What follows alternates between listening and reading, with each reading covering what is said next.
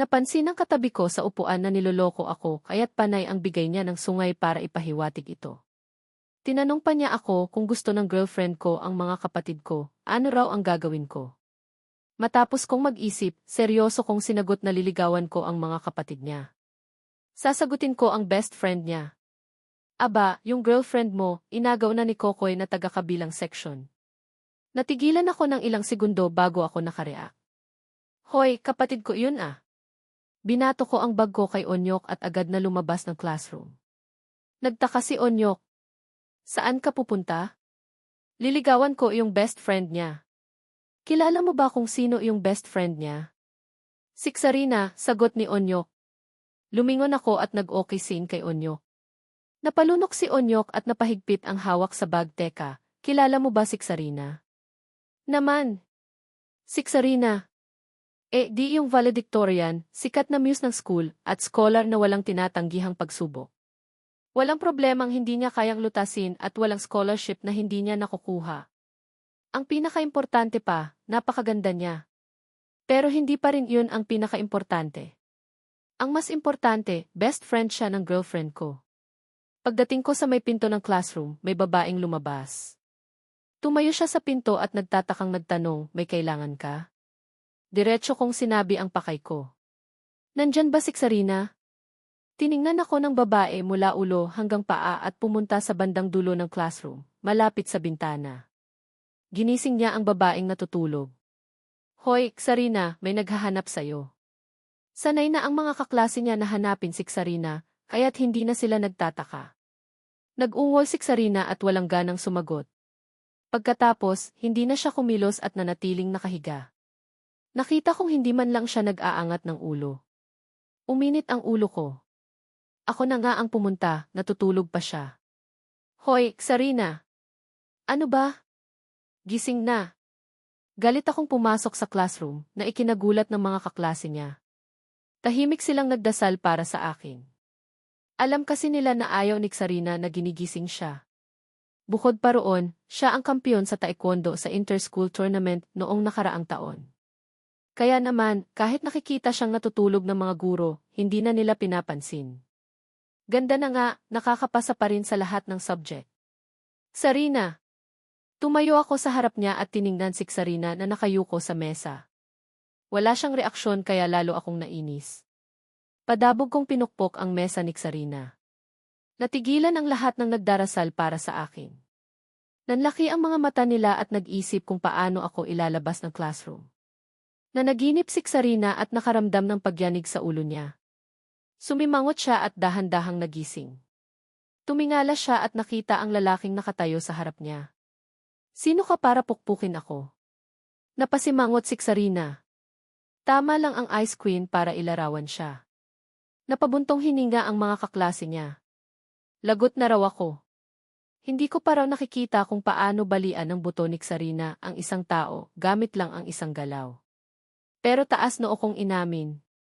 Ako nga ang pumukpok. Tumayo si Sarina. Tumunog ang upuan niya nang mahulog ito.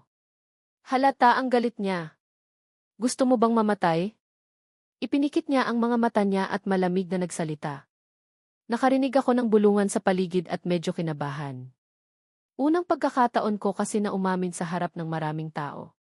Pero nang maalala ko na nakipagrelasyon ang girlfriend ko na wala pang isang linggo sa kapatid ko, naglakas loob ako. Bakit ako matatakot? Ang kapal ng mukha ng best friend mo para ligawan ang girlfriend ko, kaya bakit hindi ko ligawan ang best friend niya? Sa isip ko, Sarina, pwede bang maging tayo? Nagulat si Sarina at tiningnan ako ng may pagtataka. Saan ka humugot ng lakas ng loob? Kinagat ko ang labi ko. Sa ganda mo. Ha. Sa wakas, may isang hindi nakapagpigil at tumawa. Tiningnan kami ni Sarina at ako ang estudyanteng tumatawa. Nakahawak sa tiyan ang estudyante habang tumatawa. Sumimangot ako at lumalim ang titig ko. Tumawa ka pa, papatayin kita. Agad na tinakpan ng estudyante ang bibig niya para pigilan ang pagtawa. Tinitigan ako ni Sarina na parang isa akong halimaw. Napakailagay ako sa upuan ko nang tinitigan niya ako ng ganoon. Nang akmang susuko na ako, narinig ko ang mahinang boses. Maghintay ka sa labas ng gate pagkatapos ng klase. Nanlaki ang mga mata ko at lumingon kay Sarina. Pumayag ba talaga siya? Bago pa ako makareact, nagsigawan na ang mga estudyante sa classroom. Agad akong tumakbo palabas ng classroom. Pagbalik ko sa classroom namin, nakita ko si Onyok na nakapikit at nakataas ang dalawang kamay na parang nagdarasal. Anong ginagawa mo?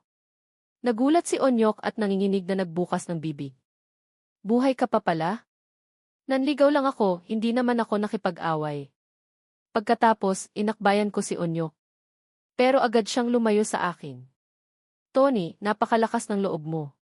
Talagang saludo ako sa iyo. Pero simula ngayon, magkunwari na lang tayong hindi tayo magkakilala, pwede. Medyo hindi ako natuwa. Onyok, nakakahiya ba ako para sa'yo? Nanligaw ako sa muse ng school. Dapat nga ay hinahangaan mo ako. Kinagat ni Onyok ang kuko niya. Dahil nanligaw ka kay Sarina, nag-utos na si Don Jigs na hulihin ka. Nagulat ako.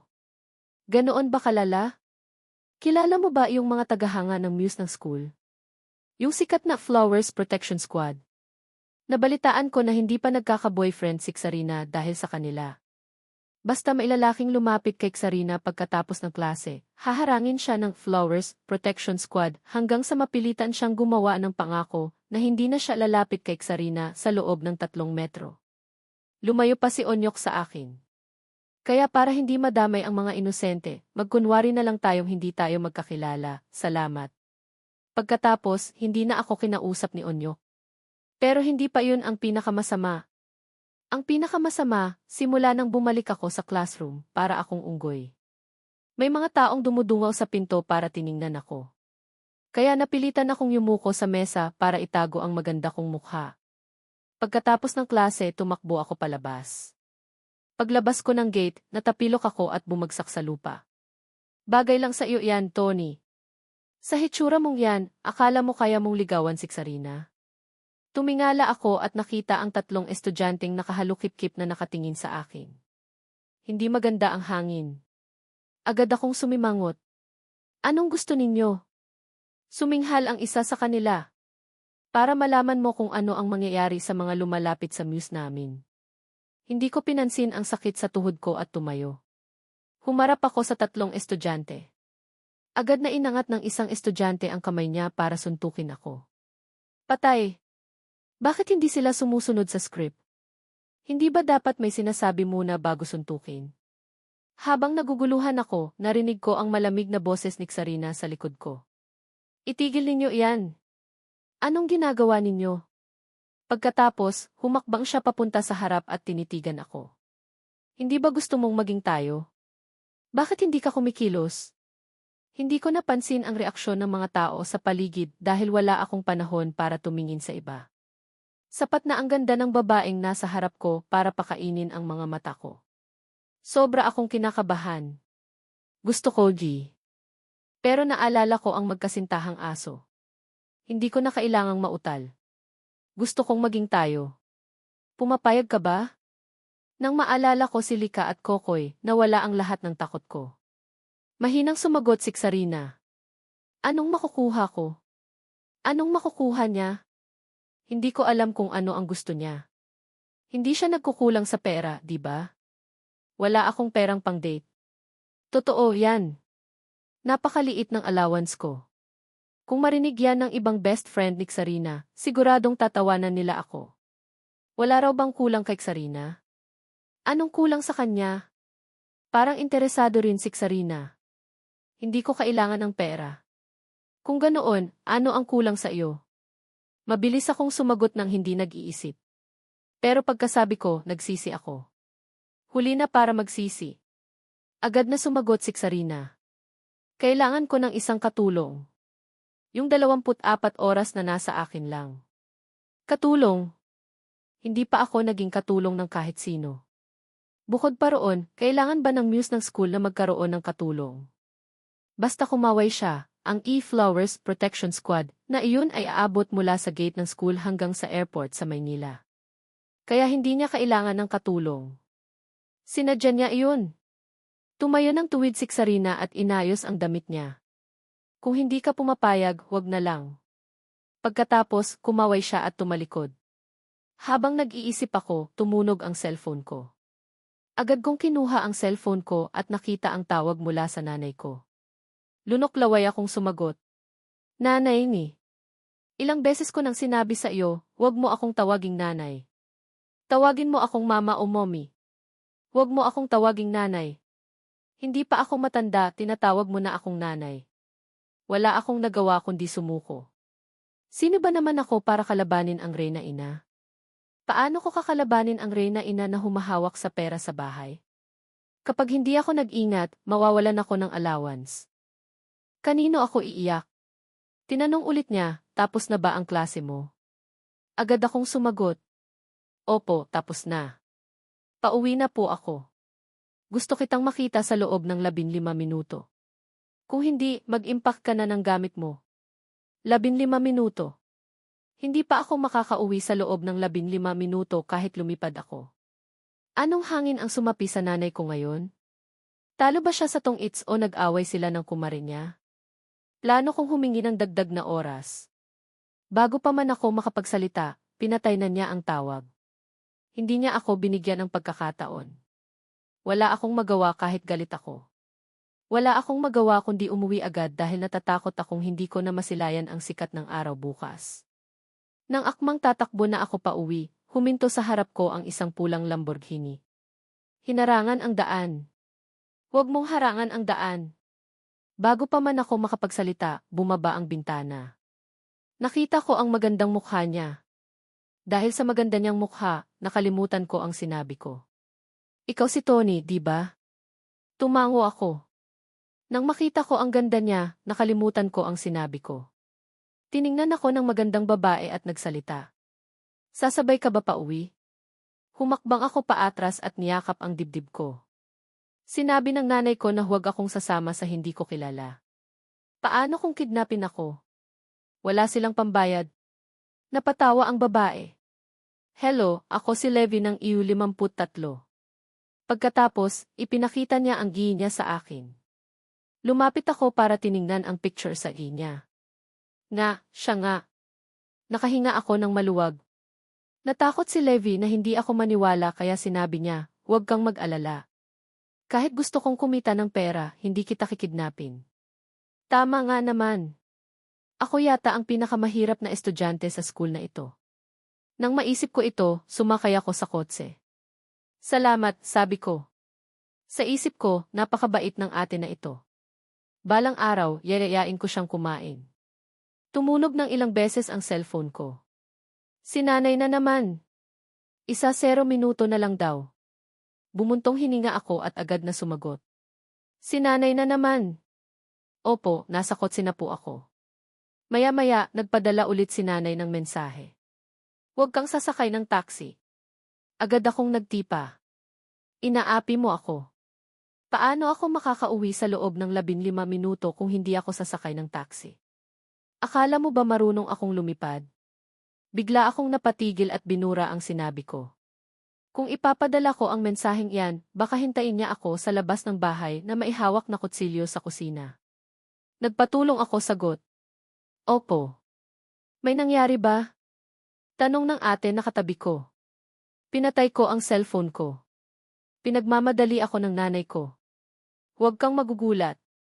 Bago pa ako makareact, biglang bumilis ang takbo ng kotse. Hindi yata mahalaga sa atin na ito ang buhay niya. Agad kong hinawakan ang seatbelt. Hindi na ako sasakay sa kotse ng ate na yun. Natatakot akong mamatay. Buti na lang, ligtas kaming nakauwi. Nang huminto ang kotse sa harap ng bahay namin, masaya ako dahil humihinga pa rin ako. Nakita ko ang nanay ko na naghihintay sa pinto. Nandito na pala, narinig ko ang boses ng ate. Agad akong kumilos nang maramdaman ko ang tingin ng nanay ko. Kinalas ko ang seatbelt. Salamat, ate. Iba na lang araw ako babawi. May importante lang akong gagawin ngayon. Ninisyan ko siya bago ako bumaba ng kotse. Pero paano niya nalaman ang bahay namin? Bago ko pa man maisip, nagpakita na ang nanay ko sa harap ko. Tony, hindi ba sinabi ko na huwag kang sasakay ng taxi? Bata ka pa, gumagastos ka na agad. Anong mangyayari sa iyo paglaki mo? Hindi mo ba alam kung gaano kahirap kumita ng pera ang mga magulang mo? Agad kong pinutol ang sinabi ng nanay ko. Siyempre, nagpasalamat na ako. May importante lang akong gagawin. May importante lang akong gagawin? Sa bahay ni na Tita Trina lang tayo kakain. Akala ko kung ano na, sabi ng nanay ko. Sa bahay lang pala ni na Tita Trina. Bakit kailangan pang magmadali? Alam mo naman na mabagal akong kumilos. Hindi ako pwedeng magmadali? Kung hindi ka nag-aaral ng mabuti, huwag mong sabihing anak ako ni Aling Tina. Naghihiya ako sa mga kaklase ko. Tama na. Hindi na ako papasok. Sa isip ko, sasabihin ni tita na nagpapapansin tayo. Agad akong tumigil. Ginamit na naman ng nanay ko ang nakaraan niyang glory days. Habang nakasakay sa kotse, binilinan ako ng nanay ko. Huwag kang gagawa ng bagay na ikakahiya ko. Huwag kang kakain ng marami at huwag kang magiging bastos. Kung may nangyari, sundan mo ang reaksyon ko. Nakaramdam ako ng kalungkutan. 18 taon na akong nabubuhay pero hindi pa rin ako nakakawala sa kamay ng nanay ko. Hindi ako pwedeng kumain ng marami. Huminto ang kotse sa harap ng isang magandang bahay sa San Lorenzo Village. Mahal ang lupa dito. Siguradong mayaman at sikat ang nakatira dito. Kailan pa nakilala ng nanay ko ang mga ganitong klaseng tao? Si Tita Trina. Narinig ko na yan noon pero wala akong maalala. Bago kami pumasok, tumigil sa labas ng gate ang nanay ko at binilinan ako. Naalala mo pa ba ang mga sinabi ko sa'yo? Naalala ko pa. Ulitin mo nga. Ina ko, masyado ka namang nagdududa sa akin. Napakahusay ng memorya ko. Mahusay ang memorya mo. Tapos, nandito ka pa rin? Huwag mong sabihin na anak ako ni Aling Tina. Noong araw, valedictorian ako at taon-taon akong nakakatanggap ng scholarship. Hindi nagmana sa akin ang anak kong to, nakakahiya. Tama na. Hindi na ako papasok. Sa isip ko, bigla na lang sisihin siya. Pagdating namin sa labas ng bahay, yumuko sa nanay ko ang isang lalaki. Kayang kayo si Aling Tina? Opo. Pinapasundo niya ako, sagot ng nanay ko. Salamat. Pagkatapos, pumunta siya sa bahay para kunin ang key vala. Vala? Nagtataka ako. Ano kaya iyon? Huwag tayong pupunta ng walang dala. Sinundan ko ang nanay ko sa kotse. Nang umandar ang kotse, binilinan ako ng nanay ko. Huwag kang gagawa ng bagay na ikakahiya ko. Huwag kang kakain ng marami at huwag kang magiging bastos. Kung may nangyari, sundan mo ang reaksyon ko. Nakaramdam ako ng kalungkutan. 18 taon na akong nabubuhay pero hindi pa rin ako nakakawala sa kamay ng nanay ko. Hindi ako pwedeng kumain ng marami. Sa kabilang banda, sa loob ng isang Lamborghini, nakayuko ang isang babae. Mabilis niyang tinipa sa cellphone niya. Dinala kita sa kanila, ha? Utang mo to sa akin. Agad siyang nakatanggap ng sagot. Ibinulsa ng babae ang cellphone niya, umiti ng malungkot at umiling. Ang lakas talaga ng pag-ibig. Dahil sa isang lalaki, handa siyang humingi ng tulong sa iba. Tila hindi pa alam ng cute na tuta na ito na napasok na siya sa teritoryo ng isang lobo. Huminto ang kotse sa harap ng isang magarang bahay. Saan nagtatrabaho si nanay? Kailan pa siya nakakilala ng ganoong klaseng tao? Sa labas, sa itim na Lamborghini nag-text si Levi na ipasok ko na siya sa loob ng bahay, ha? Utang mo sa akin to, babawi ako. Ang mabilis na sagot ang nakuha. Itinago ng batang babae ang telepono at umiling ng bahagya. Ang kapangyarihan ng pag-ibig ay tunay na kamangha-mangha na dahilan para hindi pa humihingi ng pabor sa iba na magsalita, dahil lamang para sa isang lalaki, ang alaala niya noon. Nagpumilit na tinatanggihan ang lahat ng lalaki, napakaraming taon nang nakakalipas, hindi ko inaasahan na ang utang na batang tuta na ito ay nagdusa mula sa mga kamay ng Grey Wolf. Pagdating sa bahay ni Tita Trina, huwag kang maging bastos, huwag kang kakain ng marami, huwag kang magiging masamang bata. Kung may mangyari, tignan mo ang ekspresyon ko at sundan mo. O, tignan mo ako, pagtatama ng nanay ko. Tama, tignan mo ako. Pagkatapos, sumunod ako sa nanay ko papasok. Sa wakas, dumating na rin kayo. Ikaw si Anton, di ba? Pagpasok namin, sinalubong kami ng isang babaeng nakaistilo. Beige ang suot niyang sweater na elegante at sopistikado. Sa suot niya, makikita na isa siyang boss woman. Bukod pa roon, iba ang aura niya sa nanay ko. Ang nanay ko ay may aura ng isang may bahay, pero siya ay hindi. Ito siguro si Tita Trina. Tita Trina po. Ako po si Anton. Natakot akong baka magalit ang nanay ko kung hindi ako agad babati. Anton, lalo kang gumwapo. Matagal na kitang hindi nakikita, sabi ni Tita Trina. Hinila niya ang kamay ko at tiningnan ako. Tuwang-tuwa si Aling Tina dahil pinuri ang anak niya, pero pinuna pa rin niya ako. Noong bata siya, hindi ko siya kayang labasin. Para siyang unggoy. Maraming tao ang hindi naniniwala na anak ko siya. Gusto ko na siyang itapon noon, pero hindi pumayag si Papa Isko. Sabi niya, kadugo niya raw yun. Matapos marinig ang sinabi ng nanay ko, sinabi ni Tita Trina sa akin, huwag kang maniwala sa nanay mo. Noong ipinanganak ka, napakasaya niya. Agad niya akong tinawagan at sinabi na sa wakas, mayroon na rin siyang anak na lalaki. Gusto niya na agad tayong magkasundo. Magkasundo? Sa panahon ngayon?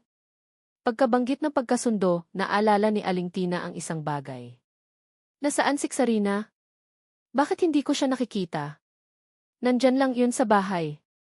Nag-aaral sa kwarto niya, sagot ni Tita Trina. Hinila niya ako papasok sa bahay. Huwag na kayong tumayo dyan. Pasok na kayo. Agad kaming nagpalit ng sapatos at pumasok sa sala. Namangha ako sa disenyo nito. Simple at elegante ang style nito. Puti ang kulay ng sala na sinamahan ng gray. Mga mamahaling materyales ang gamit. Hindi ko alam kung paano ako nakapasok sa ganitong lugar.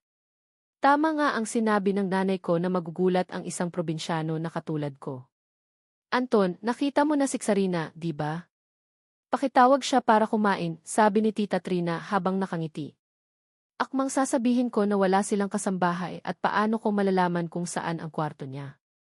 Natatakot akong maligaw.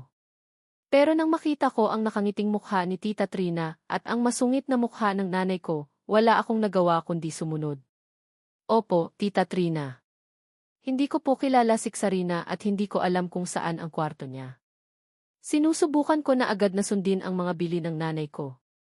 Sa third floor, ikalawang kwarto. Sige po, Tita Trina. Tatawagin ko po agad si Sarina para kumain. Sarina. Parang probinsyana ang pangalan niya. Baka hindi rin siya maganda. Pero nandito na ako, kakain na lang ako. Umakyat ako sa hagdan. Hindi ko nakita ang likod ni Tita Trina at Aling Tina. Pareho silang nakangiti. Naramdaman ko na may kakaiba kaya bigla akong lumingon. Tumingin si Tita Trina sa taas at sinenyasan akong umakyat. Siguro, nagkakamali lang ako. May itinatago sila sa akin. Pagdating ko sa third floor, ikatlong kwarto, kumatok ako. Sarina, pinapatawag ka ni nanay para kumain. Parang hindi magandang pakinggan. Sarina, pinapatawag ka ni Tita Trina para kumain. Kumatok ako ng ilang beses pero walang sumasagot. Siguro wala siya dito. Tumagilid ako para siguraduhin na tama ang kwarto. Tama nga, ikatlong kwarto. Siguro nagkakamali lang ako ng kwarto. Biglang may narinig ako na malamig at pamilyar na boses. Anton, ang tanga mo talaga. Yumuko ako. Bigla akong natigilan. Nanlaki ang mga mata ko at hindi ako makagalaw. Nanay, nanaginip ba ako? Hindi pa ba tapos ang panaginip ko tungkol kay Sarina? Agad kong ipinikit ang mga mata ko. Huwag kang mag-isip. Kung makakatipid yan, masaya na ako. Wala ni isa ang nakakaintindi sa akin kung nagbabasa ako ng isang libro, nagkukwento lang. Anton, bakit ka nakatayo sa bahay ko? May bahid ng init sa boses niya. Bigla akong natigilan. Dahan-dahan kong iminulat ang isang mata.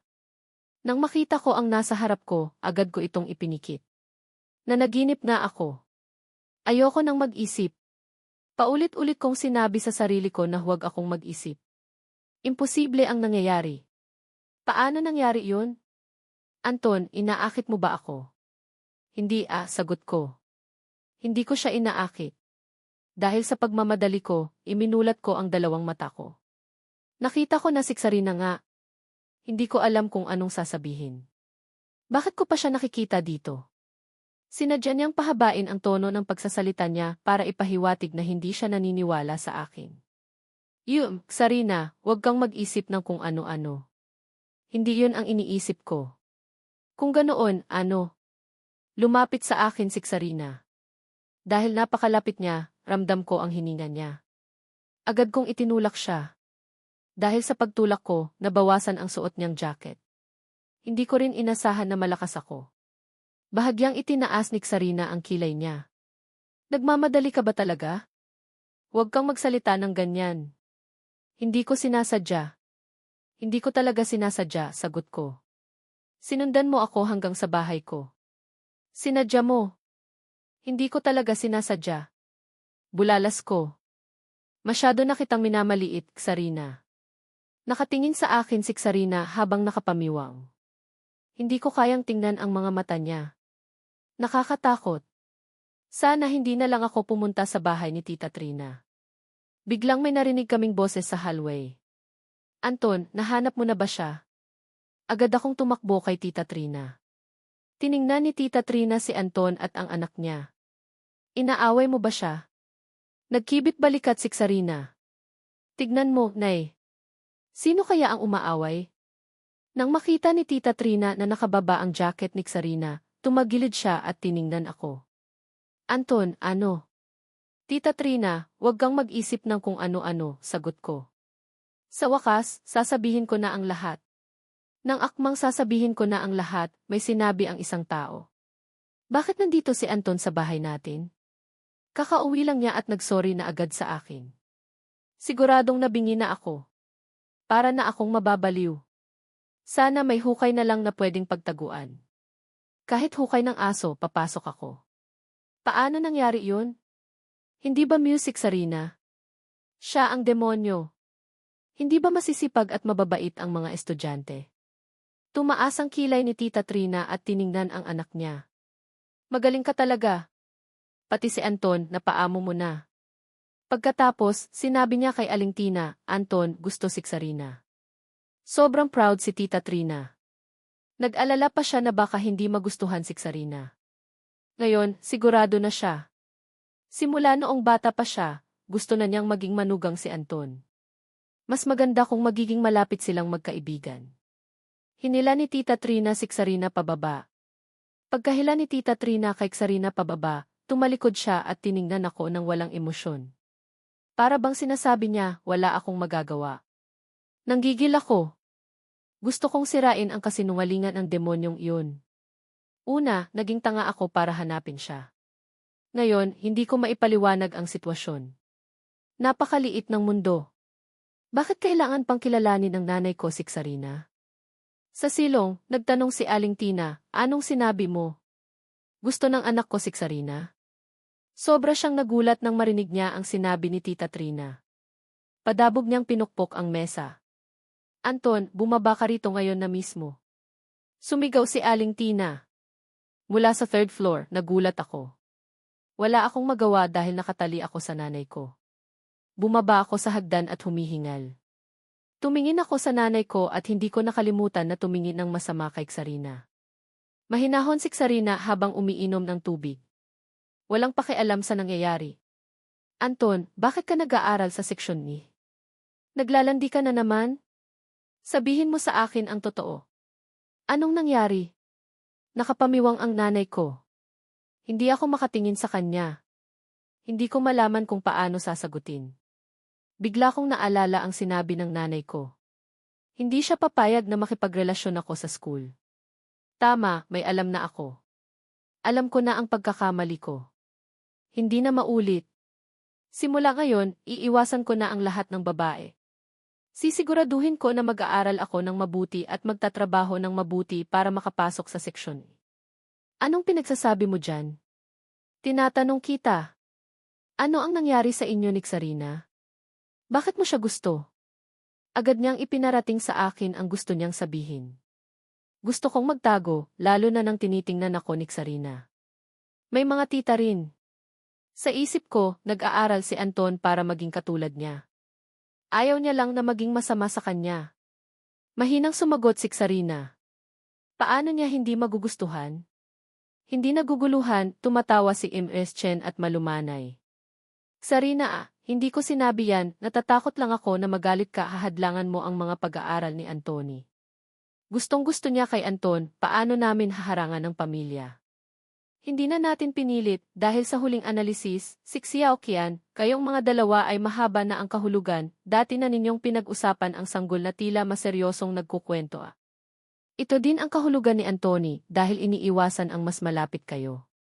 Sa kabilang banda, sa pamamagitan nitong lahat, si King Hua, sa pag-aaral ng malawakang kahulugan.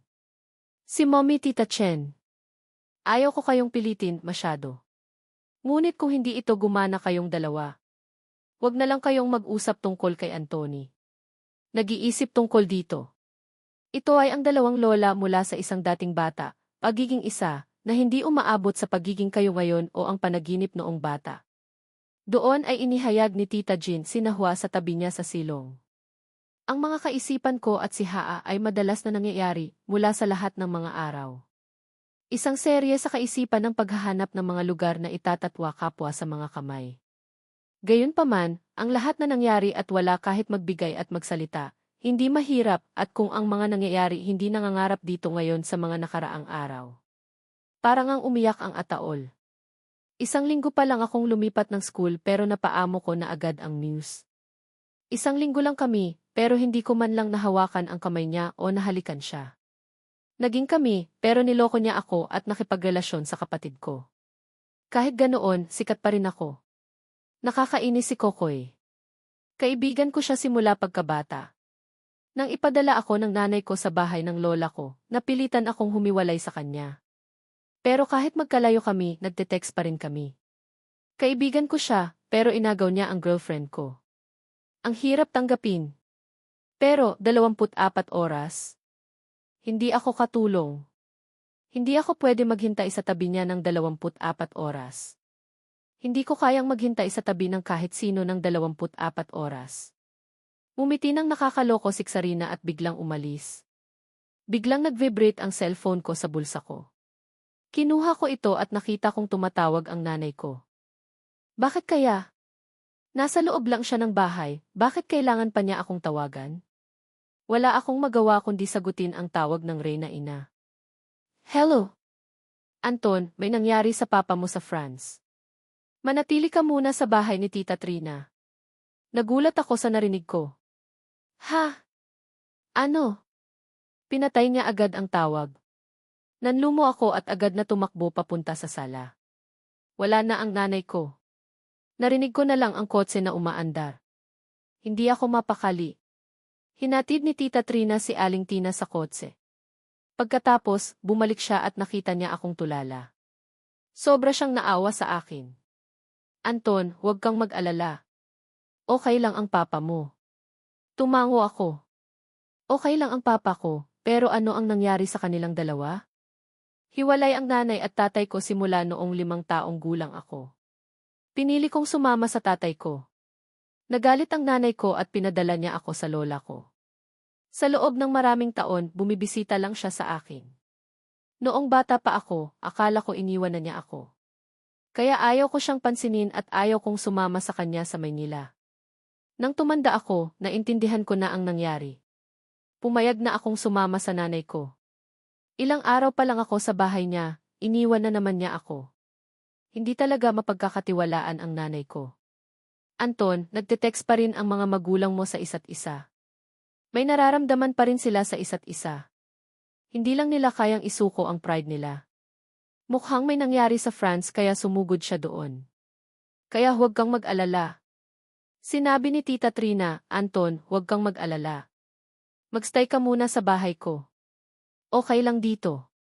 Hindi ako pwedeng magpabaya. Sumimangot ako at tumingin kay Tita Trina. Tita, kaya ko ang sarili ko. Babalik na lang ako sa bahay ko. Wala kang bahay. Paano ka maglalagi sa labas? Kaya mo ang sarili mo pero kailangan mo ng bahay. Huwag kang mag-alala. Huwag kang mahiya sa akin.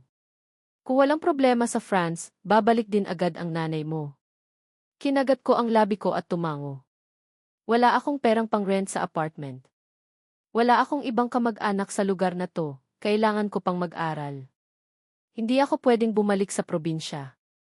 Hindi rin maganda ang relasyon ng lola ko at ng nanay ko. Baka hindi na ako payagan ng lola ko na makita ang nanay ko. Huwag ko na lang tatawagan ang lola ko para hindi siya mag-alala. Salamat, Tita Trina, sagot ko habang nakangiti. Wala iyon, sagot ni Tita Trina. Hinilan niya ako pataas. Habang dumadaan kami sa sala, nakita ko si Sarina na nakatingin sa akin. Hindi ko alam kung anong nararamdaman ko. Hindi ko na lang siya pinansin. Buti na lang nandito si Tita Trina. Dinala ako ni Tita Trina sa third floor, sa ikatlong kwarto. Dito ka muna. Kung gusto mo, pwede ka na ring tumira dito. Gusto ko rin namang magkaroon ng anak na lalaki, sabi niya. Salamat, tita. Nakakahiya, sagot ko habang nakangiti. Hindi na nagsalita si Tita Trina at umalis para magpahinga ako. Biglang may kumatok sa pinto. Akala ko si Tita Trina pero si Sarina. Nakasimangot agad ako. Nakakainis siya. Ngumiti si Sarina. Simula nang lumipat ako dito, nakarinig ako ng iba't ibang chismis tungkol sa kanya. Isa raw siyang ice princess, isang matalinong estudyante, at marami pang iba. Pero hindi ako nakikinig. Maraming lalaki ang nag-uusap tungkol sa kanya. Anong kailangan mo? Nakangiti kong tanong. Sinipa ni Sarina ang maleta sa paanan ko. Tumingin ako sa baba at nakita ko ang maleta ko. Hindi ba bigay to ng nanay ko kay Tita Trina? Bakit nasa paanan niya? Hindi ba dapat bigay to? Tumira ako sa bahay ni Tita Trina. Hindi ko alam kung dahil sa napakagandang silid, pero hindi ako makatulog ng maayos. Pagkagising ko, lumabas ako ng kwarto. Pagbukas ko ng pinto, nagulat ako dahil bumukas din ang pinto sa katabing kwarto. Sa sobrang antok ko, bumalikwas agad ako. Pagkatapos, naalala ko na sa bahay pala ako ni Tita Trina. Tumingin ako sa babae. Sumimangot siya at agad na umalis. Kinulit ko naman siya. Bulong ko sa sarili ko na maghintay lang siya. Pagkatapos, bumaba ako. Pagbaba ko, sinalubong ako ni Tita Trina habang nakangiti. Anton, kamusta ang tulog mo kagabi? Okay lang po. Salamat sa pagtatanong, sagot ko. Kumain ka na ng almusal. Sabay kayong papasok ni Sarina. Hinila ako ni Tita Trina. Gusto ko nang tumanggi pero wala akong nagawa. Sinundan ko siya sa dining room. May almusal na inihanda. Merong Filipino at English. Anton, hindi ko alam kung anong gusto mo kaya nagluto ako ng lahat. Sana hindi ka mahiya, sabi ni Tita Trina. Salamat, tita. Gusto ko ang lahat, sagot ko. Umupo ako at uminom ng gatas. Hindi naman masama. Kumain din ako ng sandwich. Okay rin. Baka binili lang ni tita at pinainit. Tamad na umupo si Sarina at uminom ng gatas. Hindi ko siya pinansin. Pagkatapos kong kumain, tumayo ako. Tita, tapos na po ako. Aalis na po ako. Anton, sabay na kayo ni Sarina. Malapit na rin siyang matapos. Paano siya makakapagtrabaho ng walang kasama? Tama nga, sagot ko sa isip ko. Pero sinabi ko, tita, hayaan niyo na siyang kumain. Anton, walang boss. Paano ka makakapunta sa school? Nanlumo ako. Nakalimutan ko na nakatira pala ako sa isang exclusive na lugar. Wala akong ibang nagawa kundi maghintay. Tumayo si Sarina at kinuha ang bag niya. Kumaway ako kay Tita Trina at nagpaalam. Pagkatapos, sumunod ako kay Sarina papasok sa kotse niya. Sports car na kulay pink ang kotse niya. Bakit ganito siya? Huwag kang magulo, sabi ko sa sarili ko. Nahihiya ako. Hindi ko siya kilala. Anton, sabi niya. Bakit? Bumaba ka na. Ha? Bakit ako bababa? Hindi na nga nagsalita si Tita Trina noon, bakit ngayon niya ako pinabababa? Binasa niya ang isip ko at sinabi, kotse ko to. Hindi ako makahanap ng isasagot. Ngumiti si Sarina. Kung hindi mo ako sasamahan, pwede naman. Hindi ako pwedeng magpabaya. Binuksan ko ang pinto at bababa na sana ako. Nakalimutan mo, walang bus dito, sabi niya. Muli, nasira ang plano ko. Bubuksan ko na sana ang cellphone ko para magbuok ng sasakyan. Punta ka na lang sa school. Baka ma-traffic ka pa, sabi niya. Kaya umiling ako. Anton, gusto mo ba talagang sumama sa school ko? Umiwas ako ng tingin. Hindi, ah. Alam ko, sabi niya. Bakit naman kita sasamahan hindi kita gusto? Pagkasabi ko ay agad akong tumakbo. Tumigil ang kotse 100 metro sa tapat ng school. Malamig na sabi ni Sarina sabay bumaba ang kotse. Gusto mong makipag-break sa klase eh. Nakuha mo, sabi ni Sarina sa mata, ako ay talagang wala sa kahulugan sa pangalawang pagkakataon sa oras na ito. Ito ang gagawin mo. Kaya mong itapatan ito, sinabi ko sa mukha ng tao, kung sa panahong sa labas ng aking mundo sa susunod na semestre, hindi nakakapasok sa klase, hindi ako pwedeng magtrabaho ng hindi makapag-aral, kaya sa inyo pwedeng matuto ng kasama ko. Umiiyak din ang ataol sa awa. 1 linggo pa lang ako sa bagong school, naakit ko na ang muse. 1 linggo lang kami, pero niloko niya ako at nakipagrelasyon sa kapatid ko.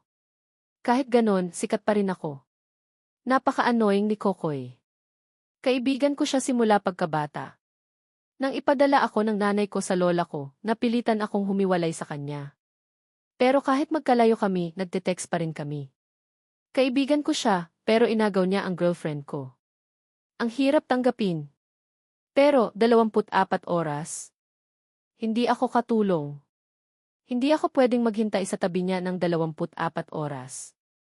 Hindi ko kayang maghintay sa tabi ng kahit sino ng 24 oras. Mumiti ng nakakaloko si Sarina at biglang umalis. Biglang nag-vibrate ang cellphone ko sa bulsa ko. Kinuha ko ito at nakita kong tumatawag ang nanay ko. Bakit kaya? Nasa loob lang siya ng bahay, bakit kailangan pa niya akong tawagan? Wala akong magawa kundi sagutin ang tawag ng Reyna ina. Hello? Anton, may nangyari sa papa mo sa France. Manatili ka muna sa bahay ni Tita Trina. Nagulat ako sa narinig ko. Ha? Ano? Pinatay niya agad ang tawag. Nanlumo ako at agad na tumakbo papunta sa sala. Wala na ang nanay ko. Narinig ko na lang ang kotse na umaandar. Hindi ako mapakali. Hinatid ni Tita Trina si Aling Tina sa kotse. Pagkatapos, bumalik siya at nakita niya akong tulala. Sobra siyang naawa sa akin. Anton, huwag kang mag-alala. Okay lang ang papa mo. Tumango ako. Okay lang ang papa ko, pero ano ang nangyari sa kanilang dalawa? Hiwalay ang nanay at tatay ko simula noong 5 taong gulang ako. Pinili kong sumama sa tatay ko. Nagalit ang nanay ko at pinadala niya ako sa lola ko. Sa loob ng maraming taon, bumibisita lang siya sa akin. Noong bata pa ako, akala ko iniwan na niya ako. Kaya ayaw ko siyang pansinin at ayaw kong sumama sa kanya sa Maynila. Nang tumanda ako, naintindihan ko na ang nangyari. Pumayag na akong sumama sa nanay ko. Ilang araw pa lang ako sa bahay niya, iniwan na naman niya ako. Hindi talaga mapagkakatiwalaan ang nanay ko. Anton, nagte-text pa rin ang mga magulang mo sa isa't isa. May nararamdaman pa rin sila sa isa't isa. Hindi lang nila kayang isuko ang pride nila. Mukhang may nangyari sa France kaya sumugod siya doon. Kaya huwag kang mag-alala. Sinabi ni Tita Trina, Anton, huwag kang mag-alala. Magstay ka muna sa bahay ko. Okay lang dito. Hindi ako pwedeng magpabaya. Sumimangot ako at tumingin kay Tita Trina. Tita, kaya ko ang sarili ko. Babalik na lang ako sa bahay ko. Wala kang bahay. Paano ka maglalagi sa labas? Kaya mo ang sarili mo pero kailangan mo ng bahay. Huwag kang mag-alala. Huwag kang mahiya sa akin. Kung walang problema sa France, babalik din agad ang nanay mo. Kinagat ko ang labi ko at tumango. Wala akong perang pang-rent sa apartment. Wala akong ibang kamag-anak sa lugar na to, kailangan ko pang mag-aral. Hindi ako pwedeng bumalik sa probinsya. Hindi rin maganda ang relasyon ng lola ko at ng nanay ko. Baka hindi na ako payagan ng lola ko na makita ang nanay ko. Huwag ko na lang tatawagan ang lola ko para hindi siya mag-alala. Salamat, Tita Trina, sagot ko habang nakangiti. Wala iyon, sagot ni Tita Trina. Hinilan niya ako pataas. Habang dumadaan kami sa sala, nakita ko si Sarina na nakatingin sa akin. Hindi ko alam kung anong nararamdaman ko. Hindi ko na lang siya pinansin. Buti na lang nandito si Tita Trina. Dinala ako ni Tita Trina sa third floor, sa ikatlong kwarto. Dito ka muna. Kung gusto mo, pwede ka na ring tumira dito. Gusto ko rin namang magkaroon ng anak na lalaki, sabi niya. Salamat, tita. Nakakahiya, sagot ko habang nakangiti. Hindi na nagsalita si Tita Trina at umalis para magpahinga ako. Biglang may kumatok sa pinto. Akala ko si Tita Trina pero si Sarina. Nakasimangot agad ako. Nakakainis siya. Ngumiti si Sarina. Simula nang lumipat ako dito, nakarinig ako ng iba't ibang chismis tungkol sa kanya. Isa raw siyang ice princess, isang matalinong estudyante, at marami pang iba. Pero hindi ako nakikinig. Maraming lalaki ang nag-uusap tungkol sa kanya. Anong kailangan mo? Nakangiti kong tanong. Sinipa ni Sarina ang maleta sa paanan ko. Tumingin ako sa baba at nakita ko ang maleta ko. Hindi ba bigay to ng nanay ko kay Tita Trina? Bakit nasa paanan niya? Hindi ba dapat bigay to? Tumira ako sa bahay ni Tita Trina. Hindi ko alam kung dahil sa napakagandang silid, pero hindi ako makatulog ng maayos. Pagkagising ko, lumabas ako ng kwarto. Pagbukas ko ng pinto, nagulat ako dahil bumukas din ang pinto sa katabing kwarto. Sa sobrang antok ko, bumalikwas agad ako. Pagkatapos, naalala ko na sa bahay pala ako ni Tita Trina. Tumingin ako sa babae. Sumimangot siya at agad na umalis. Kinulit ko naman siya. Bulong ko sa sarili ko na maghintay lang siya. Pagkatapos, bumaba ako. Pagbaba ko, sinalubong ako ni Tita Trina habang nakangiti. Anton, kamusta ang tulog mo kagabi? Okay lang po. Salamat sa pagtatanong, sagot ko. Kumain ka na ng almusal. Sabay kayong papasok ni Sarina. Hinila ako ni Tita Trina. Gusto ko nang tumanggi pero wala akong nagawa. Sinundan ko siya sa dining room. May almusal na inihanda. Merong Filipino at English. Anton, hindi ko alam kung anong gusto mo kaya nagluto ako ng lahat. Sana hindi ka mahiya, sabi ni Tita Trina. Salamat, tita. Gusto ko ang lahat, sagot ko. Umupo ako at uminom ng gatas. Hindi naman masama. Kumain din ako ng sandwich. Okay rin. Baka binili lang ni tita at pinainit. Tamad na umupo si Sarina at uminom ng gatas. Hindi ko siya pinansin. Pagkatapos kong kumain, tumayo ako. Tita, tapos na po ako. Aalis na po ako. Anton, sabay na kayo ni Sarina. Malapit na rin siyang matapos. Paano siya makakapagtrabaho ng walang kasama? Tama nga, sagot ko sa isip ko. Pero sinabi ko, tita, hayaan niyo na siyang kumain. Anton, walang boss. Paano ka makakapunta sa school? Nanlumo ako. Nakalimutan ko na nakatira pala ako sa isang exclusive na lugar. Wala akong ibang nagawa kundi maghintay. Tumayo si Sarina at kinuha ang bag niya. Kumaway ako kay Tita Trina at nagpaalam. Pagkatapos, sumunod ako kay Sarina papasok sa kotse niya. Sports car na kulay pink ang kotse niya. Bakit ganito siya?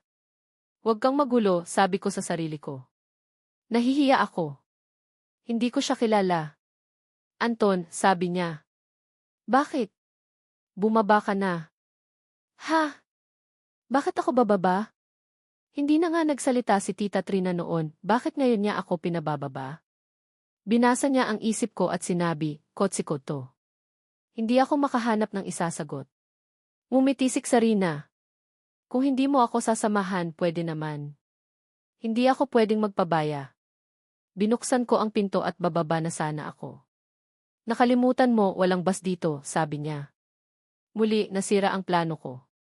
Bubuksan ko na sana ang cellphone ko para magbuok ng sasakyan. Punta ka na lang sa school. Baka ma-traffic ka pa, sabi niya. Kaya umiling ako. Anton, gusto mo ba talagang sumama sa school ko? Umiwas ako ng tingin. Hindi, Alam ko, sabi niya. Bakit naman kita sasamahan hindi kita gusto? Pagkasabi ko ay agad akong tumakbo. Biglang nagsalita si Lika, kung ganoon, hindi ko na rin alam. Pwede na rin tayong mag-break, piliin mo siya. Sa aking pagliko, nakita ko ang ngiti sa mukha ni Sarina. Bakit ba ganito ang mga babae? Pero kung ganito na rin ang sitwasyon, bakit pa tayo magtatagal? Kung gusto mo, pwede na tayong mag-break. Pumili ka, siya o ako. Sabi ko kay Lika. Sa pagliko ko, nakita ko si Sarina na nakangiti. Bakit ba ganito ang mga babae? Ganun ba talaga? Sobra-sobra na yan, Anthony. Hindi mo alam ang pinagsasabi mo. Mayroon kang pinakamagandang babae sa school, pero tinitignan mo pa rin ang iba. Gusto ko lang isipin ang tungkol dito at syempre, gusto ko ring isipin ang tungkol dito. Kung anong sinabi, ano ang kahulugan sa naglalaglag na mga bibig mula sa mga tao dito maliban kay Sarina. Ngunit kapag hindi naman nangyayari, ano naman ang kahulugan noong sa wakas ay maging tahimik? Ako yung nagmamalasakit. Anthony. Tumingin ako ng maayos at mabilis kong naibaba ko ang braso at na-realized ko na may mga babaeng palapit ng malapit na tumatakbo para tumulong. Kaya ko. Hindi ba dapat ganoon kakomplikado? Hindi naman ako yung naghahanap, sabi ko. Doon at doon siya ay nakasulat sa blackboard at kinalaunan, nagpaliwanag siya ng isang talata. Ngayon na mayroon kang ilang mga tanong ngayon na mas gusto mo ng posisyon, kung hindi kailangan lumapit sa bintana ang babae, kaya't nag-usap sila, kasama ni na Anthony tungkol sa kanilang pagpapasya, at kinikilala sila bilang magkaibigan. Sa katunayan ako naman ang pinakamamahal niya, ano bang pakialam sa ganito? Sa sandaling iyon sa aming aralin, ginawa namin ang bawat ginawang sa pagsasaya na gumugulo sa sandaling nakita kami sa aming aralin at nakipag-ugnayan kami sa lahat ng aming mga tao, kaya gumawa kami ng bagong simula. Medyo malinaw na hindi naghahanda sa mga kaibigan sa kahit anong paglalahad, bagkus sa naglalapit na kaunting sinabi ng isang boses sa ngayon. Ano nga palang hindi ito maganda? Kung makakakita kami sa katotohanan. Ang mga kaibigan ko nagpa siyang maging mabuti. Ngunit may sinabi na nagbibigay ng kahit anong pangalan. Alam ko na ito ang magiging malinaw kaya masaya akong sumagot at na-realized kong hindi na ako dapat maalis sa sitwasyon. Magsimula na ng mabuti. Huwag mag-isip. Magpakatotoo. Salamat, Anthony, napakaganda, sabi ko sa sarili ko. Maging malaya ka. Salamat, hindi mahirap makahanap ng katapatan. Ang pagsusumikap at pakikipag-usap sa amin kung sino kami na nagsasabi na kung pupunta kami sa lugar. Si Sarina ay hindi mag-aaksaya ng panahon. Ang maging tapat. Sa katunayan, maging malaya ng mabilis upang maiwasan ang kaguluhan. Sa katotohanan, inaabangan namin ang mga tao doon na nakikisama. Ang lahat nagmamalasakit. May pagmamahal talaga siya. Ikaw at maging malaya, huwag mo akong masyadong magustuhan dito. Kung hindi ka susunod, hahabulin kita. Nagpadala si Sarina ng mensahe. Alam ko. Hindi kita susundan. Ang buong katawan ko ay namanhid. Hindi maganda. Hindi na ba ako nito nakikita? Sa pagkamit sa mga nakikipaglaban sa iyo sa kabuuan kung paano ka manalo. May mga taong malapit sa klase A na nakakakita sa mensahe ni Sarina. Naramdaman ka ba talaga? Sinira nila ang kaguluhan. Ang klase A ay tunay. Sa wakas, nawala na ang katahimikan. Na-reach ko ba doon ito? Tinanong ako ni Anthony. Sa aking katangahan, hindi malinaw. Ang boses at ang init kay Anthony maliban sa mga kalagayan ay maghahari. Tama, ganun ba? Nagkakamali lang kami. Nagsimula na naman si Anthony na mangulit. Pero ang aking paghahanap walang dahilan sa kanyang kawalan. Naghanda rin kami sa bagong pagiging klase. Ang lahat na nangyayari sa kung anong oras o sa magiging malaya. Sinabi ito at napakalinaw kung mayroon tayong gagawin sa buhay. Iwasan ito. Nagpasyahan sina Anthony na hindi tumawa kay Sarina nang umalis. Ang nakahawak o sa paglipat ay dapat na masunurin at naglalahad kung kailan nangyari. Ang mga tanong ko ay pinakamabuti na. Ang pagkamit ko ay palaging magiging malaya at napakabilis maliban sa katunayan. Hindi ko na iniisip na ito ay gumugulo sa amin. Nagpadala si Sarina ng mensahe sa akin. Sa ngayon hindi ito magiging malinaw. Ang aking kagustuhan ay maging malaya. Kung hindi ka magaling, ikaw ang tutulungan ko. Nakalimutan ko sa katunayan ang malinaw na gagawin ni Sarina. Pagkatapos sabihin ito, nagpadala siya sa akin ng walang sinasabi. Aalis na ako. Ang hindi magiging malaya, nakita ko sa mukha mo. Na-realize ko na may malinaw na makukuha sa akin sa aking katangahan. Ipinanganak si Sarina nang walang sinasabi at nagpakita kung sino siya. Ang aking pangungusap ay pinakamabuti. Sa katunayan, may nagagawa, kaisipan, kasama, tunay at nang hindi nagsisinungaling. Inalala kami kung paano kami makakasalubong. Ngayon na wala dito si Papa Isko. Sino ang tutulong kay Anthony sa hindi niya paggugulo? Sa katunayan, mayroong tunay dito. Nasaan kayo kung hindi ganun kahalaga sa akin kung nasaan ako ngayon? Sinabi ko sa isang kasabihan kasama si Sarina. Maliban sa atin, ikaw ang magpapalaya. Hindi na kailangang hindi malinaw ang pag-ugali ni Anthony. Ang tunay ay hindi dapat malapit sa atin. Tinanong kung siya pala talaga si Anthony, nakikita niya ang mga salita, sa lahat na pinatutunayan kami at sinasabing hindi. Tumalikod ako. Napahiya ako sa kanya. Nagpa siyang maging matatag. Na walang dahilan kung nagpa siya si Sarina na huwag magsinungaling. Sinabi ni Anthony, ikaw talaga ang malinaw. Si Sarina sa lahat ng klase ay tunay na nagnanais. Nagsisimula ako sa paggawa sa aking sarili. Sa buo. Sa ngayon, gusto kong maging matatag. Nagkaroon si Anthony ng lahat. Ang dating at ang mga sinasabi ay hindi nagmamalasakit kung ano ang nakaraan. Nais na maging katulad ko si Sarina. Para maging malaya. Nahanap ang buong mundo at ako na may katuwiran. Kahit siya ang babae, siya ang malinaw na hindi ang gawa sa kahit sino.